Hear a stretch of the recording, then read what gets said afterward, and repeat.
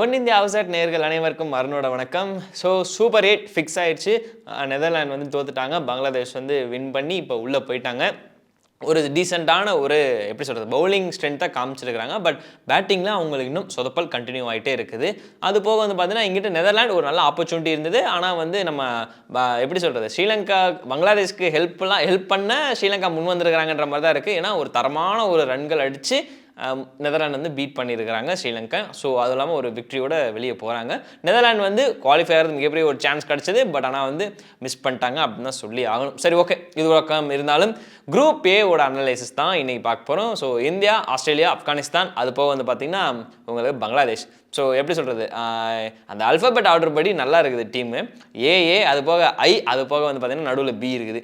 So நல்லா இருக்குது team பார்க்க. டீமுக்குள்ளே நல்லா இருக்குதா அப்படின்னு சொல்லிட்டு ஒரு கேள்வி.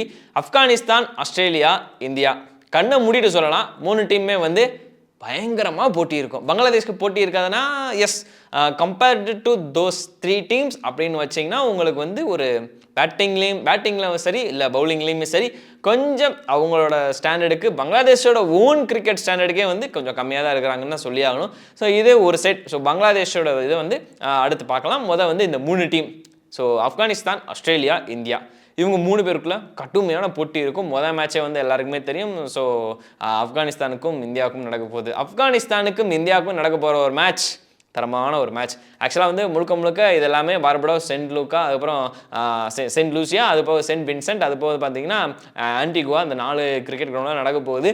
ஒட்டுமொத்த கிரிக்கெட் ஃபீஸ்ட் 4 கிரவுண்டில் நடக்க போகுது. சூப்பர் 8. இதில் ஒரு விஷயம் என்ன அப்படின்னா பிரிட்ஜ்டவுனில் வந்து ஆக்சுவலாக 2010 வந்து இந்தியாவுக்கு ஒரு மிகப்பெரிய ஒரு அப்செட் நடந்தது. ஸோ அந்த அப்செட்லாம் தாண்டி இப்போ இந்த தடவை வந்து மறுபடியும் ஒரு சம்பவம் பண்ணுவாங்கன்ற ஒரு கேள்வி. முக்கியமாக அது ஒரு சூப்பரான ஒரு ஸ்பின் பிச். ஒட்டுமொத்தமாக ஒரு வெஸ்ட் இண்டீஸ் அப்படின்னு எடுத்துட்டாலே ஒரு ஸ்லோ பிச். இந்த இடத்துல வந்து இத்தனை நாளாக இன்க்ளூடிங் மீ ஆல்சோ சிவம் துபே வந்து யூஎஸ்ஏ பிச்சுக்கு செட் ஆக மாட்டார் அப்படின்னு சொல்லிக்கிட்டு இருந்தோம். வெஸ்ட் இண்டீஸ் பிச்சில் அவரோட பவர்ஃபுல் ஹிட்டிங்கை வந்து நம்ம பார்க்க போகிறோமா அப்படின்றது ஒரு முதல் விஷயம்.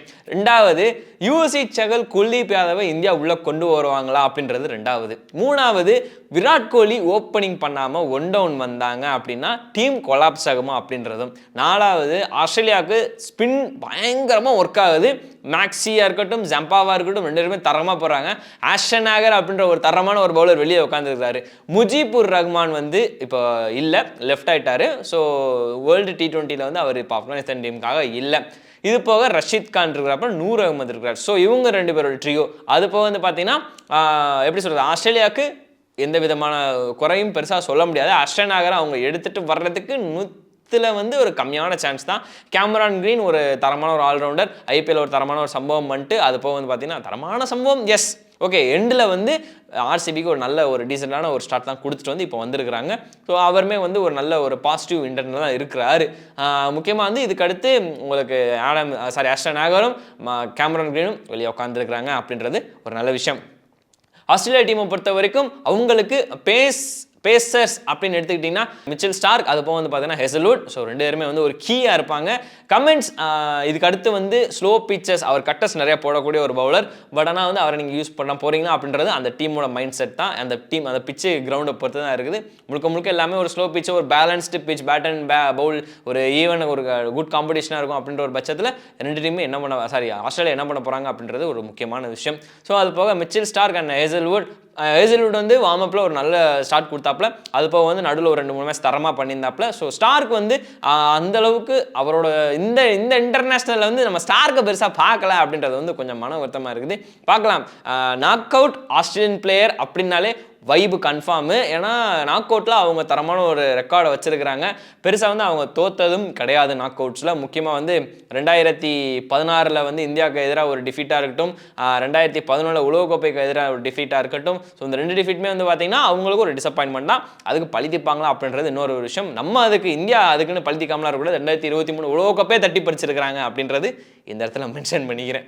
ஓகே, ஆஸ்திரேலியாவுக்கு இந்த ஒரு சின்ன இது இருக்குது. But David Warner, Travis head எப்பயுமே ஒரு மிகப்பெரிய த்ரெட்டாக இருப்பாங்க. அது போக மிச்சல் மார்ஷ் அவர் வந்து கண்டிப்பாக ஷைன் பண்ணி ஆகணும் அப்படின்ற ஒரு கட்டாயத்தில் இருக்காப்புல. Marcus Stoinis, Tim David, Glenn Maxwell, இந்த 3 அப்படின்ற ஒரு தரமான ஒரு முப்பெரும் படை இருக்குது. ஸோ இவங்களை தாண்டி மிடில் ஆர்டரை நீங்கள் டேமேஜ் பண்ணிருங்க அப்படின்ற மாதிரி ஒரு சவால் ஒட்டுமொத்த உலகத்துக்கும் விட்டுருக்குறாங்க. அது போக இங்கிட்டு இந்தியன் டீமை வந்து பார்த்தீங்கன்னா ஓப்பனிங் காம்போ யார்? எஸ்எஸ்வி ஜெய்ஸ்வால் வரவரா? எஸ்எஸ்வி ஜெய்ஸ்வால் வெஸ்ட் இண்டீஸ்லையும் வெஸ்ட் இண்டீஸ்களுக்கு எதிராகவே வந்து ஒரு தரமான ரெக்கார்டு வச்சிருக்கிறாப்புல, அது எல்லாத்துக்குமே தெரியும். ஸோ வெஸ்ட் இண்டீஸில் ஒரு சூப்பரான ஒரு செஞ்சுரியான டெஸ்ட் மேட்ச் அடிச்சிருக்காரு. ஸோ அதோட குட் மெமரிஸாக வந்து கண்டினியூ பண்ணுவார்ன்ற ஒரு நம்பிக்கை இருக்குது. பட் ஆனால் அவரை டீமில் எடுக்கணும், அது ஒன்று. ரெண்டாவது, விராட் கோலி அவரோட பவர்ஃபுல் பொசிஷனில் இறங்கணும் அப்படின்றது ஒட்டுமொத்த உலகத்தோட ஒரு எப்படி சொல்கிறது எதிர்பார்ப்பு. 1-1 வாங்க தலைவா அப்படின்ற மாதிரி எல்லாருமே நினச்சிக்கிட்டு இருக்கிறாங்க. பண்ட்டை வந்து இப்போ ஒரு 5 டவுனுக்கு மறுபடியும் கொண்டு போனீங்க அப்படின்னா டீம் அதில் கொலாப்ஸ் ஆகுமா அப்படின்னு கேட்டிங்கன்னா 100க்கு 100 கொலாப்ஸ் ஆகிறது வாய்ப்பு இருக்குது. ஆனால் அவங்க ஒரு ஹை ஸ்டாண்டர்ட் டீம். எப்படிடா ஆறுன்னு நீ இப்படி சொல்கிறேன்னா, இத்தனை மேட்ச் 4 மேட்ச் தரமாக 3 மேட்ச் தான் ஆடிருக்காங்க, 1 வாஷ் அவுட்டு ரெயினால். ஸோ 3 மேட்ச் தரமாக ஆடிட்டு அந்த டீம் பண்ணிட்ட வந்து 1 டவுன்லேயே இறக்கி ஒரு இது பண்ணிட்டதுனால மேபி ஒரு 5 டவுன் ஒரு ஹிட்டிங் ஜோன் அப்படின்ற ஒரு எப்படி ஒரு மேட்ச் ஃபினிஷிங் ஜோனுக்கு இறக்கி விட்டீங்க அப்படின்னா அது அவருக்கு கொஞ்சம் ஒரு ட்விஸ்ட் அண்ட் டர்னாக இருக்குமோ அப்படின்றது என்னோட ஒரு பெர்ஸ்பெக்டிவ் வியூ. ஸோ அது போக உங்கள் வியூ என்னன்றதை கீழே கமெண்ட் பண்ணிடுங்க. ஜடேஜா வந்து மேக்ஸிமம் தூக்க மாட்டாங்க, 100க்கு 100 தூக்க மாட்டாங்க. ஸோ ஹர்திக் ஒரு கீயாக இருப்பார். அது போக அக்ஸார் அவர் இதுக்கு அடுத்து வந்து ஜடேஜா ஓவர் ஷேடோ பண்ணிட்டாரு இந்த T20 உலகக்கோப்பையில். ஆனால் இதுக்கப்புறம் டீமில் கண்டினியூ பண்ணுவாரான்றது, ஏன்னா ஸ்பின்னர்களுக்கு சாதகம் அப்படின்றப்போ வந்து உங்களால் ஒரு 4 ஸ்பின்னருமே டீமில் எடுத்துக்க போக முடியாது. எனக்கு தெரிஞ்சு பிரைமரியாக வந்து பார்த்தீங்கன்னா சகல்ல இல்லை குல்தீப், அவங்க 2 பேரில் யாராவது ஒருத்தர். அக்ஸர் ஜடேஜா மேபி ஒரு ஒன்றா கண்டினியூ பண்ணுறது ஒரு மிகப்பெரிய வாய்ப்பு இருக்குது. ஸோ சகல் குல்தீப் கிட்டே நல்ல போட்டி இருக்கும், யார் உள்ள வர போகிறாங்க அப்படின்னு.